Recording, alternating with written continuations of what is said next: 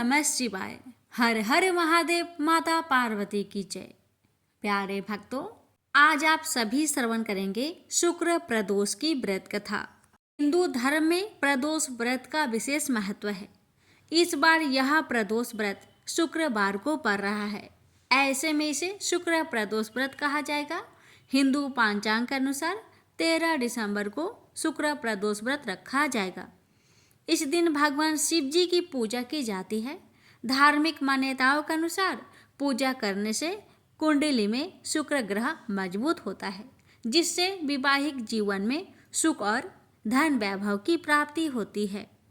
आपको बता दें कि किसी भी प्रदोष व्रत में भगवान शिव की पूजा शाम के समय सूर्य अस्त से 45 मिनट पूर्व और सूर्य अस्त के 45 मिनट बाद की जाती है।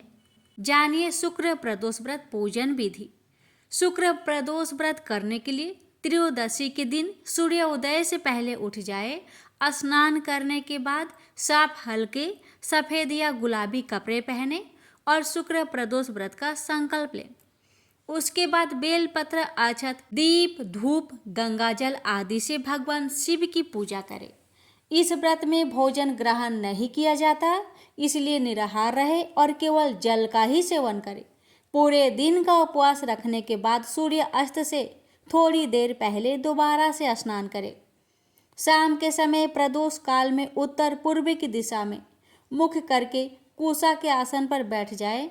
उसके बाद भगवान शिव को जल से स्नान कराकर रोली मोली चावल धूप दीप से पूजा करें।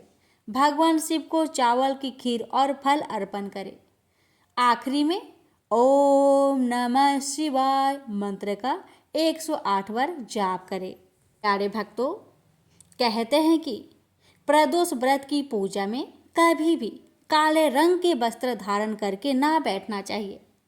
इसके अलावा आप अगर प्रदोष व्रत रख रहे हैं तो कोशिश करें कि इस दिन किसी भी तरह का गलत काम ना करें। भगवान शिव की पूजा में तुलसी का प्रयोग नहीं करना चाहिए। नारियल चढ़ाते वक्त इस बात का ध्यान रखें कि शिव जी को नारियल चढ़ाना शुभ होता है, लेकिन उन्हें नारियल का पानी कभी नहीं चढ़ाना चाहिए। भगवान शिव की पूजा के दिन आप हरे, लाल, सफ़ेद, केसरिया या पीले वस्त्र पहन सकते हैं। शुक्र प्रदोष व्रत के उपाय। शुक्र के कारण आपके दाम्पत्य जीवन में खटास आ गई है तो 11 लाल गुलाब के फूलों को गुलाबी धागों में पिरोए और पति पत्नी मिलकर शाम के समय भगवान शिव को नमः शिवाय 27 बार बोलकर अर्पण करें। ऐसा करने से दाम्पत्य जीवन में मधुरता आएगी। जिस किसी को भी शुक्र से संबंधित कोई रोग हो, जैसे नेत्र रोग, चेहरे के रोग आदि की बीमारियां हो, तो वह सफ़ेद चंदन में गंगाजल मिलाकर इसका लेप शुक्र प्रदोष के दिन शाम के समय शिवलिंग पर करें। अब आइए प्यारे भक्तों, हम श्रवण करते हैं शुक्र प्रदोष की व्रत कथा। प्रेम से बोलिए हर हर महादेव। माता पार्वती की जय। गौरी पुत्र गणेश भगवान की जय।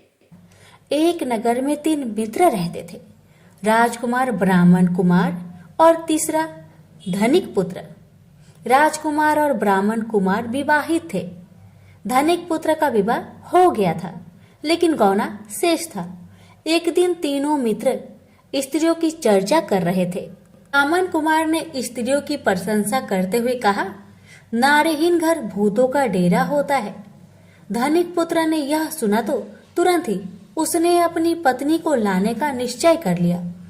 तब धनिक पुत्र के माता पिता ने समझाया कि अभी शुक्र देवता डूबे हुए हैं, ऐसे में बहू बेटियों को उनके घर से विदा करवा लाना शुभ नहीं माना जाता।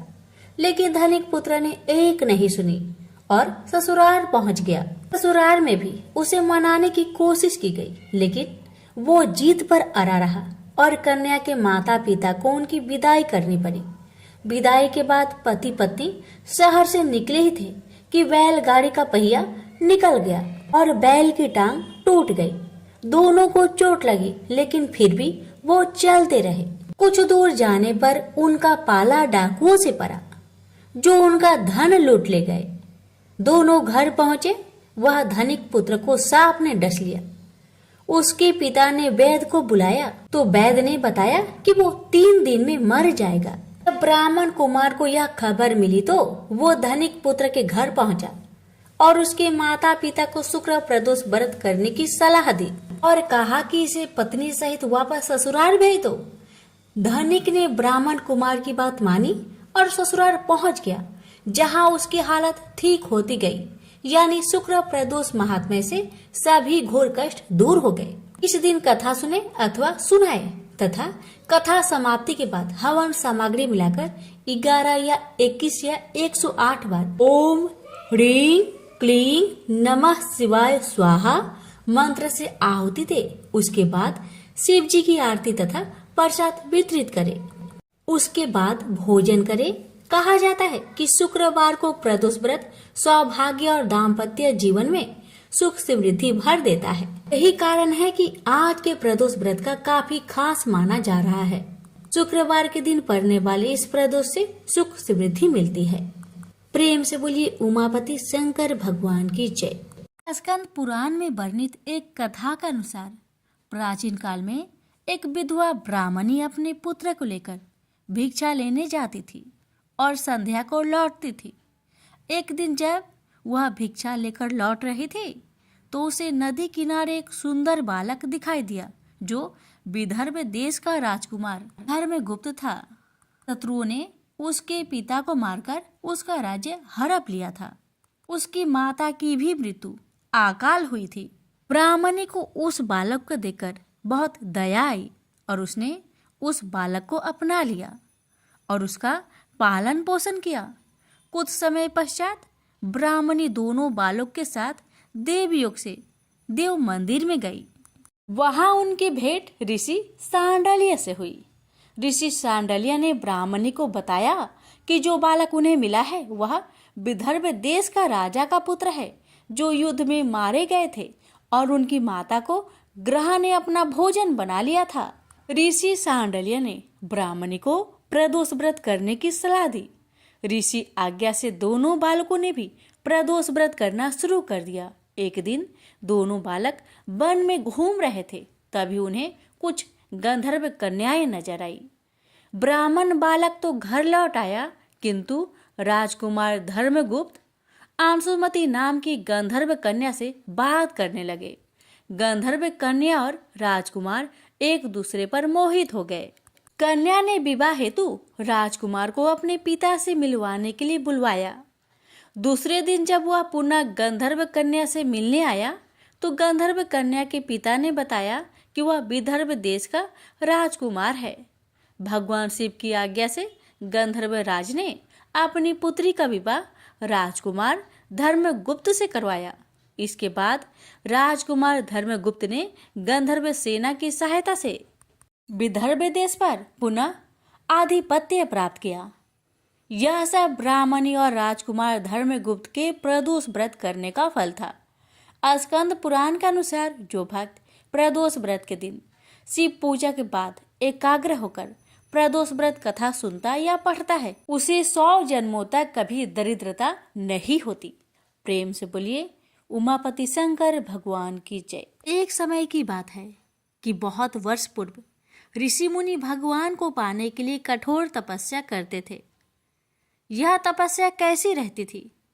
एक पांव पर खड़े होकर नमस्कार की मुद्रा में भगवान का नाम जप करना, पानी में नमस्कार की मुद्रा में खड़े रहकर अखंड भगवान का नाम जप करना, हिमालय जैसे पर्वत पर जाकर अंत ठंड में एक ही जगह अनेक वर्ष तक बैठकर नाम जप करना, इस प्रकार तपस्या की जाती थी। तपस्या के समय न कुछ खाया जाता था न ही पिया जाता था। इसी प्रकार कठोर तपस्या करने के बाद भगवान भक्त पर प्रसन्न होकर उन्हें आशीर्वाद देते थे। इसी प्रकार भगवान शंकर को पति रूप में पाने के लिए माता पार्वती कठोर तपस्या कर रहे थे।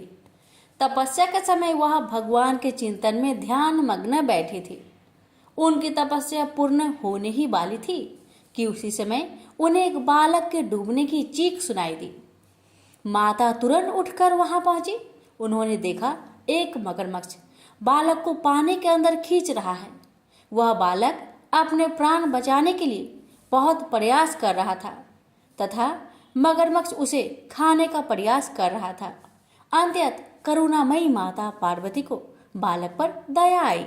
माता ने मगरमच्छ से निवेदन करते हुए कहा, बालक को छोड़ दो, इसे आहार न बनाओ। उस पर मगरमच्छ बोला, माता यह मेरा आहार है, मुझे हर छठे दिन भूख मिटाने के लिए जो पहले मिलता है वह मेरा आहार होता है। मेरा आहार ब्रह्मा ने निश्चित किया है। माता पार्वती ने फिर कहा, आप इसे छोड़ दो, मैं इसके बदले अपनी तपस्या का फल आपको दूंगी। पार्वती माता ने बालक के प्राणों की रक्षा के लिए अपनी कठोर तपस्या का फल दांव पर लगाया। मगरमच्छ ने भी उसे स्वीकार किया। पार्वती माता ने उसी समय संकल्प किया और अपनी पूरी तपस्या का फल उस मगरमच्छ को दे दिया। मगरमच्छ को माता के तपस्या का फल प्राप्त होने के कारण वह सूर्य के जैसे चमक उठा। उसकी बुद्धि में शुद्ध हो गई। उसने कहा, माता आप अपना पुण्य वापस ले लीजिए, मैं इस बालक को छोड़ दूंगा। माता ने तो वचन दिया था, इसलिए उन्होंने तपस्या का फल वापस लेने से मना कर दिया और वह बालक को गोद में लेकर ममता से दुलारने लगी। बाद में माता ने उस बालक को उसके घर सुरक्षित लौटा दिया और वे अपने स्थान पर वापस आ गई। भगवान शिव जी को प्राप्त करने हेतु उन्होंने पुनः तप करना आरंभ कर दिया। उसी समय भगवान शिव जी माता पार्वती के सामने प्रकट हो गए। भगवान शिव जी उन्हें बोले, पार्वती अब तुम्हें तप करने की आवश्यकता नहीं है, हर प्राणी में मेरा ही वास है। तुमने उस मगरमच्छ को अपने तप का जो फल दिया है वह मुझे ही प्राप्त हुआ है, इसलिए तुम्हारे तप का फल अनंत गुना हो गया है। तुमने करुणा और ममता से द्रवित होकर बालक की रक्षा की, इसलिए मैं तुम पर प्रसन्न हूँ और तुम्हें अपनी पत्नी के रूप में स्वीकार करता हूँ। प्रेम से बोलिए उमापति शंकर भगवान की जय। एक समय की बात है, एक क्षेत्र में पुत्र की प्राप्ति हेतु भगवान शिव से आज्ञा लेकर पार्वती ने 1 वर्ष तक चलने वाले पुण्य व्रत का समापन किया। व्रत की समाप्ति पर पुरोहित सनत कुमार ने देवी पार्वती से कहा, सुब्रते मुझे दक्षिणा चाहिए। पार्वती ने मुंह मांगी दक्षिणा देने का वचन दिया। फिर क्या था, पुरोहित बने सनत कुमार ने अस्वाभाविक दक्षिणा की याचना की। देवी इस व्रत में दक्षिणा स्वरूप मुझे अपने पति को दीजिए। यह सुनते ही देवी पार्वती पर जैसे वज्रपात हुआ। वो व्याकुल होकर विलाप करती हुई मूर्छित हो गई। पार्वती को मूर्छित देखकर ब्रह्मा, विष्णु और मुनियों को हंसी आ गई। उन्होंने पार्वती को समझाने के लिए भगवान शिव को भेजा। पार्वती की मूर्छा टूटने पर शिव ने उन्हें समझाया, हे देवी, देव कार्य, पितृ कार्य या नित्य नैमित्तिक जो भी कार्य दक्षिणा से रहित होता है निष्फल हो जाता है।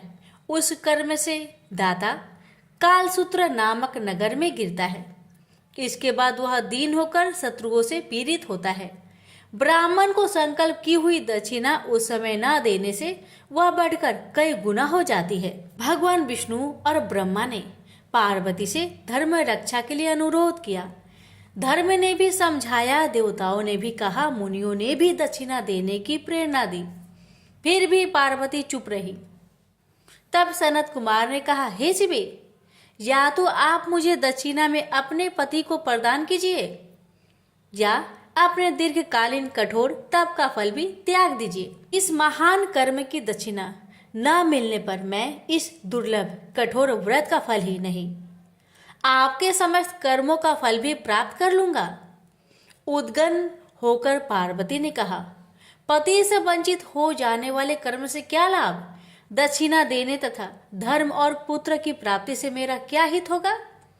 पृथ्वी देवी की उपेक्षा कर वृक्ष की पूजा करने से क्या प्राप्त हो सकेगा? साध्वी स्त्रियों के लिए पति 100 पुत्र के समान होता है। ऐसी स्थिति में यदि व्रत में अपने पति को ही दक्षिणा दे दी जाए तो पुत्र से क्या लाभ? यह सत्य है कि पुत्र पति का ही अंश होता है, लेकिन उसका एकमात्र मूल तो पति ही होता है। मूल धन के नष्ट होने पर समस्त व्यापार ही विनष्ट हो जाता है। उसी समय आकाश में देवताओं और ऋषियों ने एक रत्न निर्मित रथ देखा जो पार्षदों से घिरा हुआ था। उस रथ से श्री नारायण उतरकर देवताओं के सम्मुख उपस्थित हुए। उन श्री नारायण को ब्रह्मा, विष्णु और शिव ने रत्न सिंहासन पर बैठाकर उन्हें प्रणाम किया और हाथ जोड़कर गदगद कंठ से स्तुति की। वहां का सारा वृत्तांत जानकर श्री नारायण ने कहा, शिव प्रिया पार्वती का यह व्रत लोक शिक्षा के लिए है, अपने लिए नहीं, क्योंकि ये तो स्वयं समस्त व्रतों एवं तपस्याओं का फल प्रदान करने वाली है। इनकी माया से ही चराचर जगत मोहित है। फिर उन्होंने पार्वती को संबोधित कर कहा, हे शिवे, इस समय तुम महादेव जी को दक्षिणा में देकर अपना व्रत पूर्ण कर लो। फिर समुचित मूल्य देकर अपने जीवन धन को वापस ले आना। गौओं की भांति शिव भी विष्णु के शरीर में ही है, अतः तुम ब्राह्मण और गो मूल्य प्रदान कर अपने पति को लौटा लेना। यह कहकर वे अंतर ध्यान हो गए। तब पार्वती प्रसन्न मन से अपने प्राण सर्वस्व को दक्षिणा में देने के लिए तैयार हो गई। उन्होंने हवन की पूर्ण आहुति की और अपने जीवन नाथ शिव को दक्षिणा रूप में दे दिया। इसके बाद उन्होंने पुरोहित सनत कुमार से निवेदन किया, हे ब्रिब्बर, गौ का मूल्य मेरे पति के बराबर है। मैं आपको अत्यंत सुंदर 1,00,000 गौ प्रदान करूंगी। इसके बदले में आप मेरे जीवन सर्वस्व को लौटा दीजिए। प्राणनाथ के मिल जाने पर मैं पुनः ब्राह्मणों को विपुल दक्षिणाएं प्रदान करूंगी। तब सनत कुमार ने पार्वती से कहा, हे देवी, मैं ब्राह्मण हूँ, मैं 1,00,000 गौ लेकर क्या करूंगा? इस दुर्लभ रत्न के सामने 1,00,000 गौ की क्या तुलना है? मैं इन्हें साथ लेकर त्रिलोक में भ्रमण करूंगा। उस समय समस्त बालक उन्हें देखकर प्रसन्नता पूर्वक ताली बजा बजाकर अट्ठास करेंगे। कहने के साथ ही सनत कुमार ने भगवान शिव को अपने पास बैठा लिया। यह सुनकर पार्वती जलहीन मछली की भांति छटपटाने लगी। उन्होंने मन ही मन सोचा, कैसा दुर्भाग्य है मेरा कि मुझे ना तो अभिष्ट देव का दर्शन ही हुआ और ना ही व्रत का फल प्राप्त हो सका। आधीर होकर वे अपने प्राण त्यागने के लिए प्रस्तुत हो गई। अकस्मात उसी समय आकाश में तेज समूह प्रकट हुआ। उस तेज समूह को देखकर पार्वती ने उससे अपने ऊपर दया करने को कहा और उस महान तेजो राशि के मध्य विश्व मोहन श्री कृष्ण स्वरूप का दर्शन किया। ऐसे भुवन मोहन अनूप रूप को देखकर भगवती पार्वती उसी के सदृश पुत्र की कामना करने लगी और उसी क्षण उन्हें वह वर भी प्राप्त हो गया। तदंतर वह तेज वही तिरोहत हो गया। तब देवताओं ने ब्रह्मा पुत्र सनत कुमार को समझाया। सनत कुमार ने दिगंबर शिव को उनकी प्राणेश्वरी पार्वती को लौटा दिया। तो प्रेम से बोलिए उमापति शंकर भगवान की जय। श्री शिव महापुराण की कथा। समुद्र के निकटवर्ती प्रदेश में एक बास्कल नामक ग्राम है, जहाँ वैदिक धर्म से विमुख महापापी द्विज निवास करते हैं। वे सब के सब बड़े दुष्ट हैं। उनका मन दूषित विषय भोगों में ही लगा रहता है। वे ना तो देवताओं पर विश्वास करते हैं न भाग्य पर। वे सभी कुटिल वृत्ति वाले हैं। किसानी करते और भांति भांति के घातक अस्त्र शस्त्र रखते हैं। वे पर स्त्री गमन करने वाले और खल है। ज्ञान वैराग्य तथा सद्धर्म को बिल्कुल नहीं जानते हैं। वे सभी पशु बुद्धि वाले हैं और सदा दूषित बातों को सुनने में संलग्न रहते हैं। यहाँ के द्विज ऐसे हो, वहाँ के अन्य वर्णों के विषय में क्या कहा जाए। अन्य वर्णों के लोग भी उन्हीं की भांति कुत्सित विचार रखने वाले, स्वधर्म विमुख एवं खल है। वे सदा कुकर्म में लगे रहते और नित्य विषय भोगों में ही डूबे रहते हैं। वहाँ की सब स्त्रियां भी कुटिल स्वभाव की, स्वेच्छाचारिणी, पापासक्त, कुत्सित, विचार वाली और वैभवचारिणी है। वे सद्व्यवहार तथा सदाचार से सर्वथा शून्य है। कुंजनों के निवास स्थान उस बासकाल नामक ग्राम में किसी समय एक बिंदुक नामधारी ब्राह्मण रहा करता था। वह बड़ा अधम था। वह दुरात्मा और महापापी था।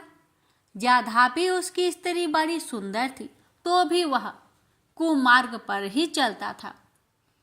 काम वासना से कुलसित चित वह वैश्यगामी था। उसकी पत्नी का नाम चंचूला था। वह सदा उत्तम धर्म के पालन में लगी रहती थी, तो भी उसे छोड़कर वह दुष्ट ब्राह्मण कामासक्त होकर वैश्यगामी हो गया था। इस तरह कुकर्म में लगे हुए उस बिंदु के बहुत वर्ष व्यतीत हो गए। उसकी स्त्री चंचूला काम से पीड़ित होने पर भी स्वधर्म नाश के भय से कलेश सहकर भी दीर्घ काल तक धर्म से भ्रष्ट नहीं हुई, परंतु दुराचारी पति के आचरण से प्रभावित होने के कारण काम पीड़ित हो आगे चलकर वह स्त्री भी दुराचारणी हो गई। भ्रष्ट चरित्र वाली वह कुमार्गिनी अपने पति की दृष्टि बचाकर रात्रि में चोरी छिपे अन्य पापी जार पुरुष के साथ रमन करने लगी। एक बार उस ब्राह्मण ने अपनी उस दुराचारणी पत्नी चंचूला को कामासक्त हो पर पुरुष के साथ रात्रि में संगर्गत देख लिया। उस दुष्ट तथा दुराचार में आसक्त मन वाली पत्नी को रात में पर पुरुष के साथ व्यभिचारत देखकर वह क्रोध पूर्वक वेग से दौड़ा। उस दुष्ट बिंदु को घर में आया जानकर वह कपटी व्यभिचारी तेजी से भाग गया। तब वह दुष्ट आत्मा बिंदुक अपनी पत्नी को पकड़कर उसे डांटता हुआ मुक्कों से बार बार पीटने लगा। वह व्यभिचारिणी दुष्टा नारी चंचूला पीटी जाने पर कुपित होकर निर्भयता पूर्वक अपने दुष्ट पति बिंदुक से कहने लगी, मुझे पति परायणा युवती पत्नी को छोड़कर आप कुबुद्धि बस प्रतिदिन वैश्य के साथ इच्छा अनुसार रमन करते हैं। आप ही बताए कि रूपवती तथा कामासक्त चित्त वाली मुझ युवती की पति संग सर्ग के बिना क्या गति होती होगी। मैं अत्यंत सुंदर हूँ तथा नव यौवन से उन्मत्त हूँ। आपके साथ संग्रह के बिना व्यथित चित्त वाली मैं कामजन्य दुख को कैसे सह सकती हूँ। उस स्त्री के इस प्रकार कहने पर वह मूर्ख बुद्धि, मूर्ख ब्राह्मण धम, स्वधर्म विमुख दुष्ट पापी बिंदु कहने लगा, काम से व्याकुलचित होकर तुमने यह सत्य ही कहा है। हे प्रिय, तुम भय त्याग दो और मैं जो तुमसे हित की बात कहता हूँ उसे सुनो। तुम निर्भय होकर नित्य पर पुरुष के साथ संसर्ग करो, उन्हें संतुष्ट करके उनसे धन खींचो। वह सारा धन वैश्य के प्रति आसक्त मन वाले मुझको दे दिया करो। इससे तुम्हारा और मेरा दोनों का ही स्वार्थ सिद्ध हो जाएगा। पति का यह वचन सुनकर उसकी पत्नी चंचूला प्रसन्न होकर उसकी कही बात मान ली। उन दोनों दुराचारी पति पत्नी ने इस प्रकार समझौता कर लिया तथा वे दोनों निर्भय चित्त से कुकर्म में लीन हो गए। इस तरह दुराचार में डूबे हुए उन मूढ़ चित्त वाले पति पत्नी का बहुत सा समय व्यर्थ बीत गया। तदंतर क्षुद्र जातीय वैश्य का पति बना हुआ वह दूषित बुद्धि वाला दुष्ट ब्राह्मण बिंदुक समय अनुसार मृत्यु को प्राप्त हो नरक में जा पड़ा। बहुत दिनों तक नरक के दुख को भोगकर वह मूर्ख बुद्धि पापी विंध्या पर्वत पर भयंकर पिशाच हुआ। इधर उस दुराचारी पति बिंदु के पति मर जाने पर वह मूढ़ हृदय चंचला बहुत समय तक पुत्र के साथ अपने घर में ही रही। इस प्रकार प्रेम पूर्वक कामासक्त होकर जारों के साथ विहार करती हुई उस चंचुला नामक स्त्री कुछ कुछ यौवन समय के साथ ढलने लगा। एक दिन देव योग से किसी पुण्य वर्ग के आने पर वह स्त्री भाई बंधुओं के साथ गोकर्ण क्षेत्र में गई।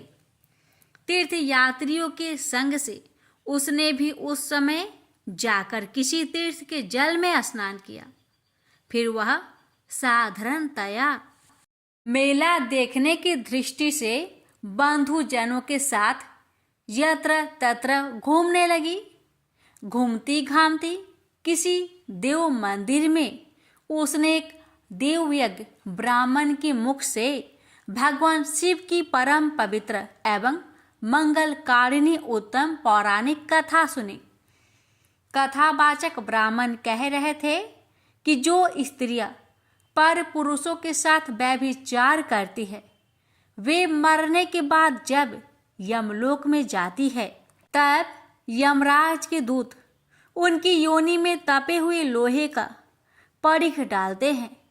पौराणिक ब्राह्मण के मुख से यह वैराग्य बढ़ाने वाली कथा सुनकर चंचुला भय से व्याकुल हो वहां कांपने लगी। जब कथा समाप्त हुआ और लोग वहां से बाहर चले गए तब वह भयभीत नारी एकांत में शिव पुराण की कथा बाँचने वाले उन ब्राह्मण से कहने लगी, हे ब्राह्मण, मैं अपने धर्म को नहीं जानती थी, इसलिए मेरे द्वारा बड़ा दुराचार हुआ है। स्वामीन, इसे सुनकर मेरे ऊपर अनुपम कृपा करके आप मेरा उद्धार कीजिए। हे प्रभु, मैंने मूर्ख बुद्धि के कारण घोर पाप किया है। मैंने कामंद होकर अपनी संपूर्ण युवा अवस्था व्यभिचार में बिताई है। आज वैराग्य रस से ओतप्रोत आपके इस प्रवचन को सुनकर मुझे बड़ा भय लग रहा है। मैं कांप उठी हूँ और मुझे इस संसार से वैराग्य हो गया है। मुझ मूर्ख चीत वाली पापनी को धिक्कार है। मैं सर्वथा निंदकों के योग हूँ। मैं कुत्सित विषयों में फंसी हुई हूँ और अपने धर्म से विमुख हो गई हूँ। थोड़े से सुख के लिए अपने हित का नाश करने वाले तथा भयंकर कष्ट देने वाले घोर पाप मैंने अनजाने में ही कर डाले हैं। न जाने किस किस घोर कष्टदायक दुर्गति से मुझे पड़ना पड़ेगा और वह कौन बुद्धिमान पुरुष कुमार्ग में मन लगाने वाले मुझ पापनी का साथ देगा। मृत्यु काल में उस भयंकर यम दूतों को मैं कैसे देखूंगी जब वे बलपूर्वक मेरे गले में फंदे डालकर मुझे बांधेंगे? तब मैं कैसे धीरज धारण कर सकूंगी?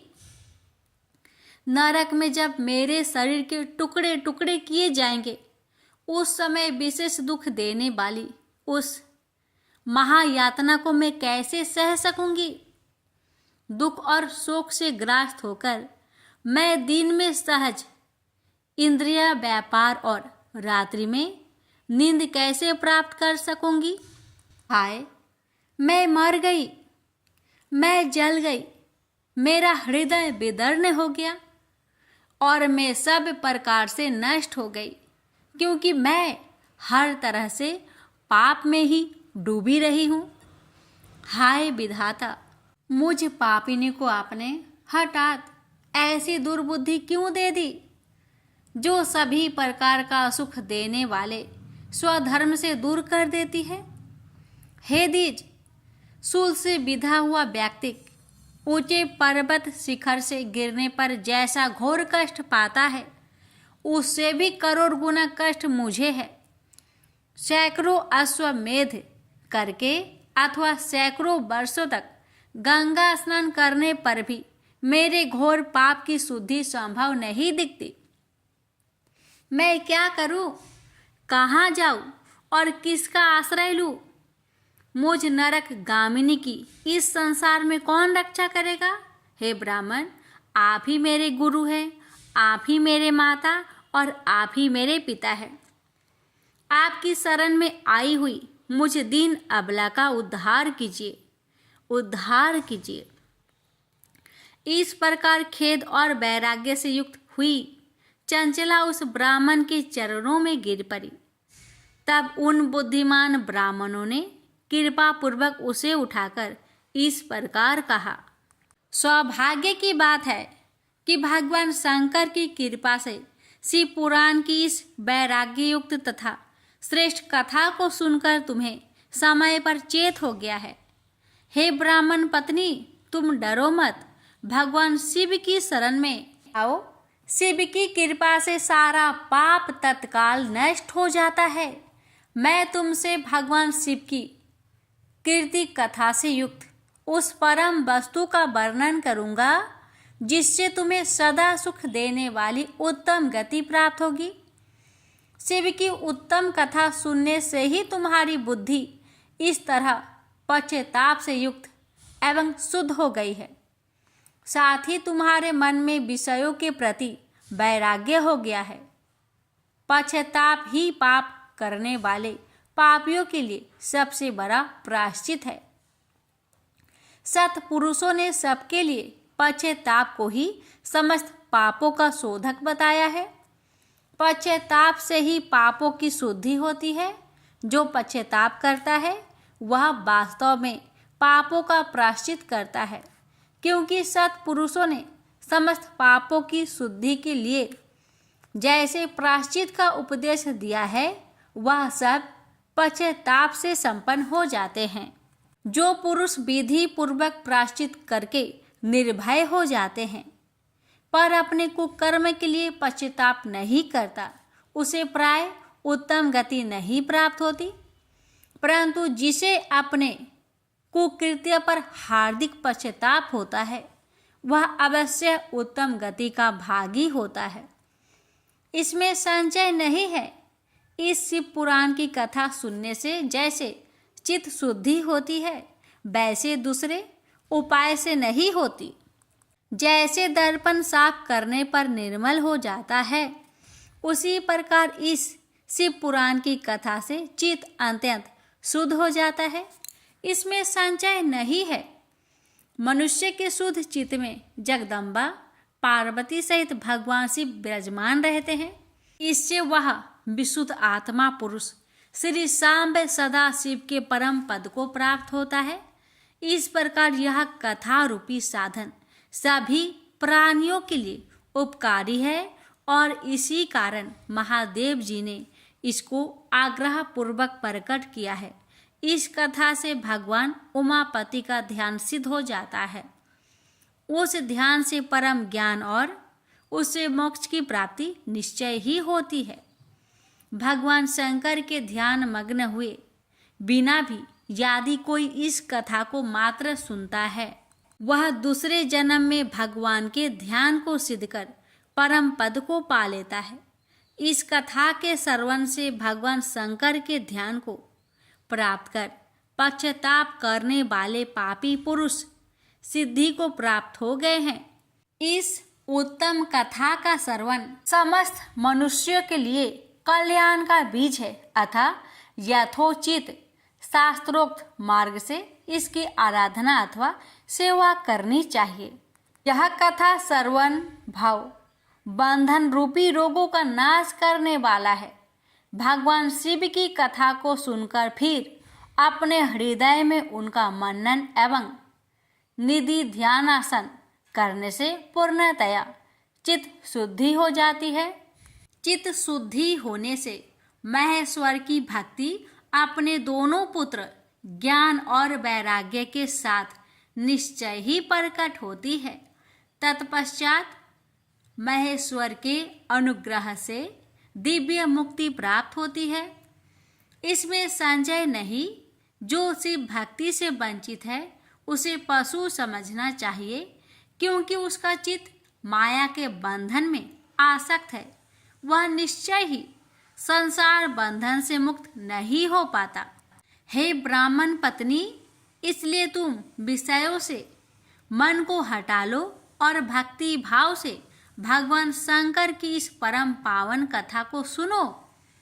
परमात्मा शंकर की इस कथा को सुनने से तुम्हारे चित्त की शुद्धि होगी और उसमें तुम्हें मोक्ष की प्राप्ति हो जाएगी। निर्मल चित्त से भगवान शिव के चरण रविंदु का चिंतन करने वाले की एक ही जन्म में मुक्ति हो जाती है। यह मैं तुमसे सत्य कहता हूँ। इतना कहकर वे श्रेष्ठ शिव भक्त ब्राह्मण मौन हो गए। उनका हृदय करुणा से आर्द्र हो गया था। वे शुद्ध चित्त महात्मा भगवान शिव के ध्यान में मग्न हो गए। तदंतर बिंदु की पत्नी चंचुला मन ही मन प्रसन्न हो उठी। ब्राह्मण का उक्त उपदेश सुनकर उसके नेत्रों में आनंद के आंसू छलक आए थे। वह ब्राह्मण पत्नी चंचुला हर्षित हृदय से उन श्रेष्ठ ब्राह्मण के चरणों में गिर पड़ी और हाथ जोड़कर बोली, मैं कृतार्थ हो गई। तत्पश्चात उठकर वैराग्य युक्त तथा उत्तम बुद्धि वाली वह स्त्री जो अपने पापों के कारण आतंकित थी, उन महान शिव भक्त ब्राह्मण से हाथ जोड़कर गदगद वाणी में कहने लगी, हे ब्राह्मण, शिव भक्तों में श्रेष्ठ, हे स्वामीन, आप धन्य हैं, परमार्थदर्शी हैं और सदा परोपकार करने में लगे रहते हैं। इसलिए आप श्रेष्ठ साधु पुरुष में प्रशंसा की योग्य है। हे साधो, मैं नरक के समुद्र में गिर रही हूँ, आप मेरा उद्धार कीजिए, उद्धार कीजिए। पौराणिक अर्थ तत्व से संपन्न जिस सुंदर सी पुराण की कथा को सुनकर मेरे मन में संपूर्ण विषय से वैराग्य उत्पन्न हो गया, उसी इस शिव पुराण को सुनने के लिए इस समय मेरे मन में बड़ी श्रद्धा हो रही है। ऐसा कहकर हाथ जोड़कर उनका अनुग्रह पाकर चंचुला उस शिव पुराण की कथा के सुनने की इच्छा मन में लिए उन ब्राह्मण देवता की सेवा में तत्पर हो वहां रहने लगी। तदंतर शिव भक्तों में श्रेष्ठ और शुद्ध बुद्धि वाले उन ब्राह्मण देवता ने उसी स्थान पर उस स्त्री को शिव पुराण की उत्तम कथा सुनाई। इस प्रकार उस गोकर्ण नामक महाक्षेत्र में उन्हीं श्रेष्ठ ब्राह्मण से उसने शिव पुराण की वह परम उत्तम कथा सुनी जो भक्ति, ज्ञान और वैराग्य को बढ़ाने वाली तथा मुक्ति देने वाली है। उस परम उत्तम कथा को सुनकर वह ब्राह्मण पत्नी अत्यंत कृतार्थ हो गई। जब सद्गुरु की कृपा से उसका चित्त शीघ्र ही शुद्ध हो गया, भगवान शिव के अनुग्रह से उसके हृदय में शिव के स्वगुण रूप का चिंतन होने लगा। इस प्रकार सद्गुरु का आश्रय लेकर उसने भगवान शिव में लगी रहने वाली उत्तम बुद्धि पाकर शिव के सच्चिदानंदमय स्वरूप का बारंबार चिंतन आरंभ किया। वह प्रतिदिन तीर्थ के जल में स्नान करके जटा और वल्कल धारण करने लगी तथा समूची देह में भस्म लगाकर रुद्राक्ष के आभूषण धारण करने लगी। वह भगवान शिव के नाम जप में लगी रहती थी। संयमती वाणी और अल्पाहार करते हुए गुरु के बताए मार्ग से वह शिव जी को प्रसन्न करने लगी। इस प्रकार शंभु का उत्तम ध्यान करते हुए उस चंचुला का बहुत सा समय बीत गया। तत्पश्चात समय के पूर्ण होने पर भक्ति, ज्ञान और वैराग्य से युक्त हुई चंचुला ने अपने शरीर को बिना किसी कष्ट के त्याग दिया। इतने में ही त्रिपुर शत्रु भगवान शिव का भेजा हुआ एक दिव्य विमान दूत गति से वहां आ पहुंचा, जो उनके अपने गणों से संयुक्त और भांति भांति की शोभा साधनों से संपन्न था। चंचुला उस विमान पर आरूढ़ हुई और भगवान शिव के श्रेष्ठ पार्षदों ने उसे तत्काल शिवपुरी में पहुंचा दिया। उसके सारा मल धुल गए थे। वह दिव्य रूप धारिणी दिव्यांगना हो गई थी। उसके दिव्य अवयव उसकी शोभा बढ़ाते थे। मस्तक पर अर्धचंद्र का मुकुट धारण किए वह गौरांगी देवी शोभाशाली दिव्य आभूषणों से विभूषित थी। वहां पहुंचकर उसने त्रिनेत्रधारी महादेव जी को देखा। ब्रह्मा विष्णु आदि देवता उन सनातन शिव की सेवा कर रहे थे। गणेश, भृंगी, नंदीश, वीरभद्रेश्वर आदि गण उत्तम भक्ति के साथ उनकी उपासना कर रहे थे।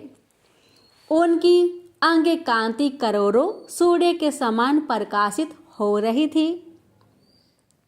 कंठ में नील चिन्ह शोभा पाता था। उनके 5 मुख थे और प्रत्येक मुख में 3-3 नेत्र थे। मस्तक पर अर्धचंद्राकर मुकुट शोभा देता था। उन्होंने अपने बाम अंग में गौरी देवी को बैठा रखा था, जो विद्युत पुंज के समान प्रकाशित थी। गौरीपति महादेव जी की कांति कपूर के समान गौर थी।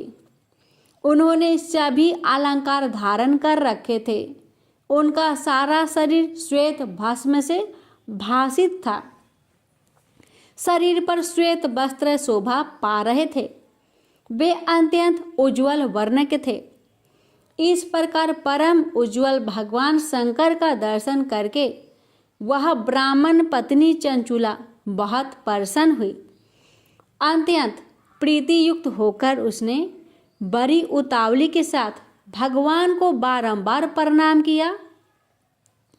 फिर हाथ जोड़कर वह बड़े प्रेम, आनंद और संतोष युक्त हो विनीत भाव से खड़ी हो गई।